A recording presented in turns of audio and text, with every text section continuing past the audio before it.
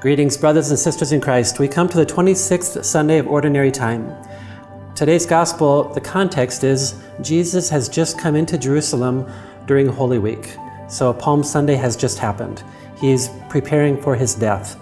He goes into the temple, he throws over the money changers' tables and cleanses the temple, and then he gives this teaching to his disciples and to us.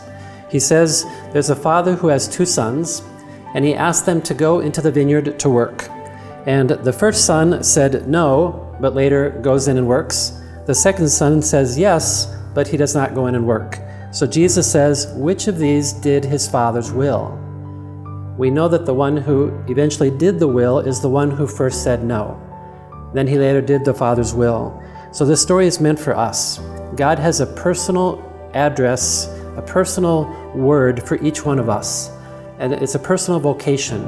God has work for you to do today, and it's work that's only you can do in your way with the gifts that God gave to you. Our response to that makes all the difference in the world.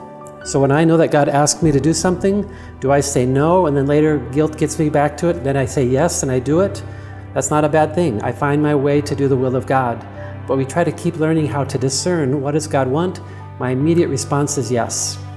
Or sometimes we might say, yes, God, I'm going to do it, and then I fail with my promise. When that happens, what happens with our God? Does he get upset with us?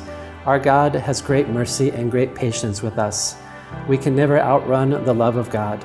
No sin that you have is too big for God's mercy and forgiveness. So redemption is possible, thank God. So every day we can start again. The second reading for today is one of my favorite readings in the Bible, St. Paul's letter to the Philippians.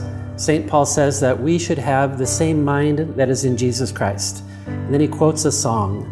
This is the song. Jesus Christ, who, though he was in the form of God, did not regard equality with God something to be grasped. Rather, he emptied himself, taking the form of a slave. Coming in human likeness, found himself in appearance, he humbled himself, becoming obedient to the point of death, death on the cross. This is rich. This tells us about Jesus. What is the mind of Jesus? He has everything that the Father has, but he does not grasp or cling to any of it. He gives it all away. For me, this is an entry into a life of stewardship. God has given us so many gifts, and our response is to share them and give them away. We describe God as being omnipotent, but maybe he is more all-giving. God gives and gives. And the line that Jesus emptied himself is a rich word, kenosis, and it means to give yourself away. When you give yourself away, you find you're going to have everything you need. So think about some of the gifts God has given you. Use them well this week.